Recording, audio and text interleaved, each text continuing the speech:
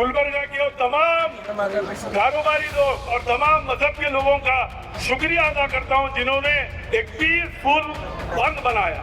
अभी रही बात, आप लोगों ने पूरे लीडरों से बात सुनी कि अमित शाह ने क्या कहा।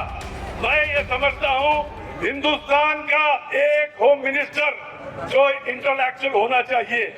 ये जो है गरीबार को जो है बनाने से ये हालात बिगड़ रहे हैं।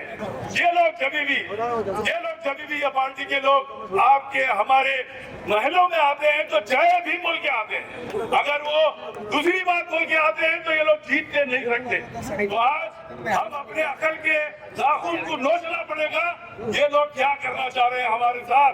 ये लोग अब से नहीं, इनके बड़े लीडर जो मर चुके हैं कर्नाटक के, ये संविधान को चेंज कर तुम बोले थे। ये गलती से नहीं हुआ, जानबूझ के किया गया है। ये संविधान को खत्म करना चाहते हैं। बाबा साहब अम्बेडकर की तौहीन जो जिसने किया है वो लोग हमारे दिलों में और दूसरों के दिलों में जो एक नफरत पैदा करना चाह रहे हैं। सिग्नेचर कैंपेन लगाकर हिंदुस्तान में उनको भेजना चाहिए।